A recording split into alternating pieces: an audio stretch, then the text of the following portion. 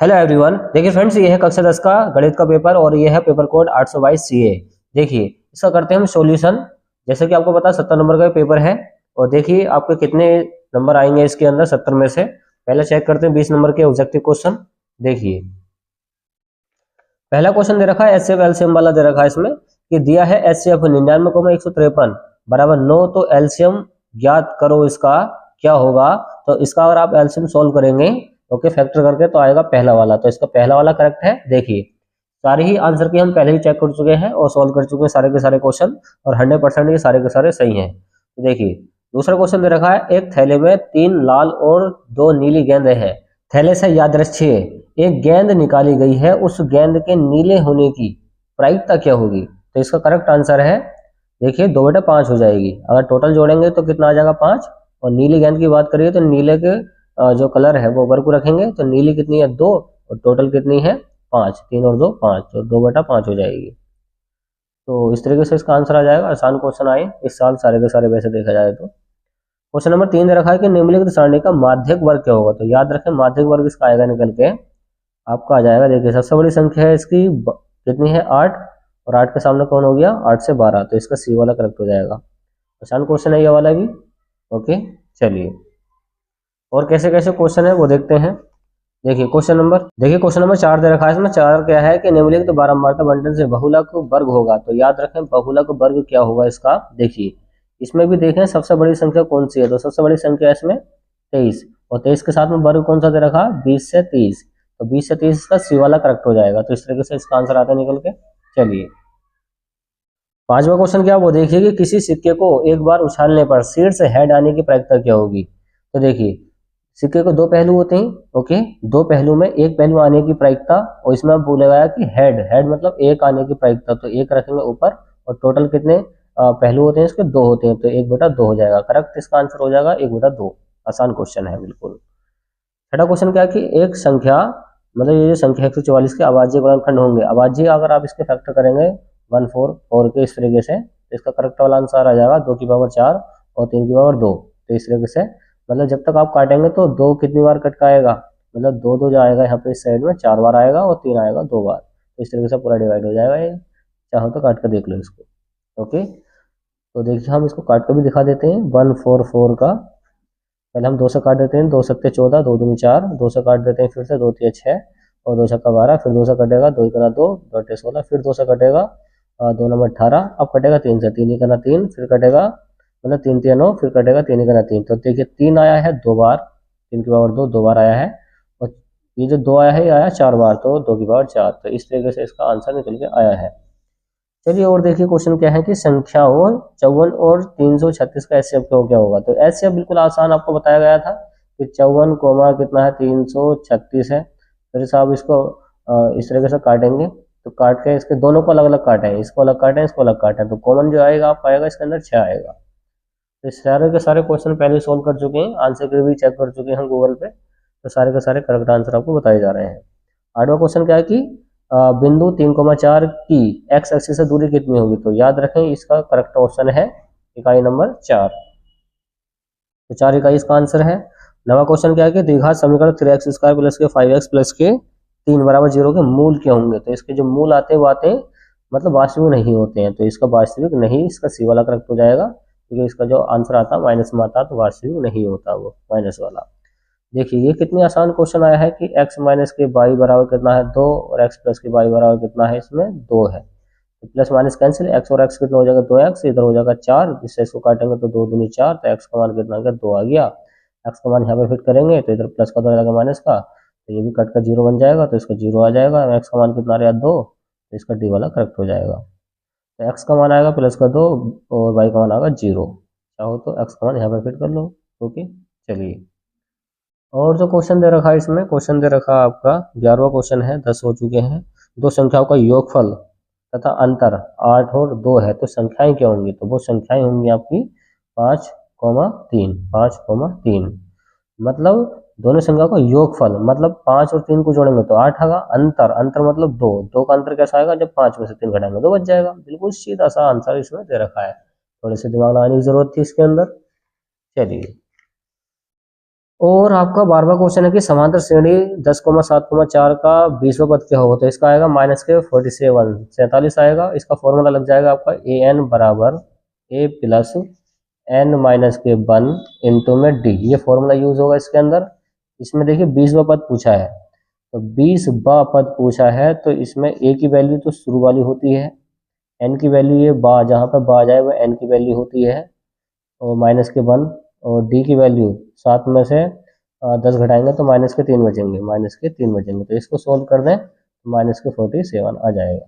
Okay, चलिए 19 बचेगा, 19 का 19, 19 दूनी 38, 19 था 57, -57 हो जाएगा, 10 घटाएंगे ओके तो -47 बच जाएगा।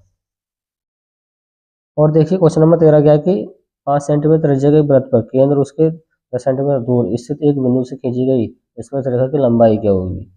तो देखिए ये सोल्व नहीं करा है, इसको छोड़ें, आप इसको चेक करके इसका आंसर बताएं कमेंट बॉक्स के अंदर। तो देखिए चलिए नेक्स्ट वाला देखिए, नेक्स्ट वाला जो सोल्व करा है उसको देखिए। क्वेश्चन नंबर 14 दे रखा कि 7 सेंटीमीटर भुजा वाले दो घनों के सिरों को मिलाकर रखा गया है, प्राप्त ठोस का संपूर्ण पृष्ठीय क्षेत्रफल ज्ञात करो। तो इसमें आ जाएगा बी, मतलब ए वाला करेक्ट है 490 सेंटीमीटर स्क्वायर। और 15 क्वेश्चन क्या है कि त्रिज्या के सेंटीमीटर वाले वृत्त का चाप केंद्र से 30 डिग्री कोणांतरित करता है, चाप की लंबाई ज्ञात कर दो। तो चाप की लंबाई आपकी सोल्व होगा 11 सेंटीमीटर। ओके, इस तरीके से आप इसको लगा सकते हैं, देख सकते हैं कितने सही है आपके।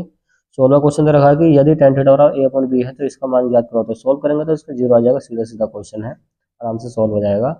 a अपॉन b यहाँ पे रखना है, फिट करना है।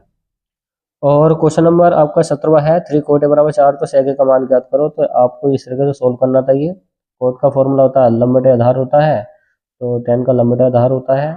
तो आपका देखिए वैसे कोट ए का जो मान आएगा, इसका कोट ए का मान आएगा 4/3 आ जाएगा, ये गुणा की संख्या इसके बटे में आ जाएगी। तो इसका उल्टा होता है लंब बटे आधार, तो ये लंब होगा।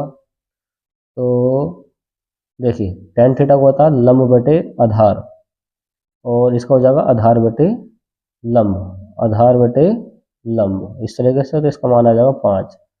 और sec cos का उल्टा होता है, तो cos का उल्टा हो जाएगा वो 5/4 हो जाएगा, कितना हो जाएगा 5/4। इस तरीके से सोल्व हो जाएगा इसका। आपने सीखे होंगे, आसान क्वेश्चन है ये भी। अब 18वां क्वेश्चन है कि यदि sin 2a बराबर √3/2 तो a का मान ज्ञात करो। देखिए sin 2a का मान पूछा ना, तो sin 2a और √3/2 ये किसका मान है, sin 60 का, किसका है sin 60 का मान है, किसका है sin 60 का मान है। sin से sin कैंसिल, गुणा की संख्या बटे आएगी, 2 से इसको काटेंगे 30 बार कटेगा, तो यहाँ से बचा a, यहाँ से बचेगा 30। तो a की वैल्यू आ गई आपकी 30 आ जाएगी, कितनी आ जाएगी 30 डिग्री आ जाएगी। तो इसका सी वाला करेक्ट हो जाएगा। तो इस तरीके से इसको सोल्व कर सकते हो, 30 डिग्री इसका करेक्ट आंसर हो जाएगा। और देखिए कैसे कैसे क्वेश्चन है इसके अंदर। 19वां क्वेश्चन दे रखा कि यदि 2 cos 3 थीटा बराबर 1 तो थीटा का मान ज्ञात कर दो, जिसका थीटा का मान आता है 20 डिग्री निकल के। और देखिए जो आपको करना है इसके क्वेश्चन, 20वां क्वेश्चन दे रखा है कि दिए गए चित्र में त्रिभुज एबीसी के आधार पर बीसी के समांतर त्रिज्याखंड पी क्यू खींचा गया है, क्या खींचा गया, पी क्यू खींचा गया है। यदि पी क्यू अनुपात बी से अनुपात इतना हो तो बीपी का अनुपात क्या होगा। तो इसका करेक्ट आंसर है 1:2 अनुपात। ओके, चलिए तो इस तरीके से 20 क्वेश्चन के हमने निशान लगवा चुके हैं, तो आप देख लें कितने सही है। फिर आते हैं इस टाइप के क्वेश्चन। तो देखिए ये आपको बताया था वेरी वेरी आईएमपी क्वेश्चन हर साल के साल आता है, अपरिमेय वाला संख्या, मतलब इस तरीके से सिद्ध करवाता है। ये बिल्कुल आसान क्वेश्चन है, 2 नंबर में आया है। अगला भी क्वेश्चन बिल्कुल आसान है कि कोसेक थीटा बराबर 13/5 हो तो कोट थीटा का मान ज्ञात करो। बिल्कुल ये इजी क्वेश्चन है। 14 सेंटीमीटर त्रिज्या वाले वृत्त के त्रिज्याखंड का क्षेत्रफल ज्ञात करो। तो थीटा बटे 360 पाई आर स्क्वायर, तो इसको 144/3 इसको सोल्व होगा आ गया था। तो थीटा बटे 360 पाई आर स्क्वायर इसका फॉर्मूला यूज करके आप ला सकते हैं इसका आंसर। अगला पूछा माध्य का ज्ञात करो, तो माध्य का भी इसमें आसान क्वेश्चन पूछा गया, बिल्कुल इजी पेपर आया इस साल। अगला क्वेश्चन है कि दो बिंदु के बीच की दूरी ज्ञात करनी है, और ये भी क्या है इसमें, ये भी आसान क्वेश्चन है। y का मान पूछा है, वही लगना है x2 - x1 का whole square minus y2 - y1 का होल स्क्वायर, इस टाइप का फॉर्मूला लगाकर इसका आंसर लगाना है। देख लें किस टाइप के क्वेश्चन आए इस साल, हमें तो काफी इजी पेपर लग रहा है ये। ओके, फिर आता है द्विघात समीकरण से, और ये आया है आपका बहुपद वाला क्वेश्चन। तो p का मान पूछा है, इस तरीके से पूछा गया है। p का मान इस क्वेश्चन में पूछा गया है द्वितीय हल वाले में। ये सिद्ध करवाया है व्रत वाला क्वेश्चन है। ओके, ये सिद्ध करवा रहा है, तो 4 नंबर में रखा है। सिद्ध कीजिए कि त्रिभुज की एक भुजा मध्य बिंदु से होकर दूसरी भुजा के समांतर खींची गई तीसरी भुजा के समद्विभाजित करती है। तो ये क्वेश्चन भी काफी आता है एग्जाम में, इसको भी तैयार करना था आपको। अगला पूछा है सारणी से माध्य ज्ञात करो, तो माध्य एक्स बार बराबर ज्ञात करना, तो इसका फॉर्मूला था आपका summation F I into x I upon में समीशन एफ आई। तो कितना इजी क्वेश्चन आ रखा है, बिल्कुल इजी है, आपने कर दिया होगा। अगला क्वेश्चन अगर आ रखा है कि एक थैले में 3 लाल 5 गेंदे हैं, तो इस टाइप का क्वेश्चन ही प्रायिकता वाला आ जाता है क्वेश्चन। और देखिए ये क्वेश्चन जो है वेरी वेरी आईएमपी बताया था आपको, बिल्कुल इजी क्वेश्चन है। 6 नंबर का आ रखा है समीकरण, बिल्कुल ही इजी क्वेश्चन आया। देखिए समीकरण इसको हल करनी थी, तो समीकरण बराबर करके इसको हल करना था। कितना इजी क्वेश्चन है बताओ।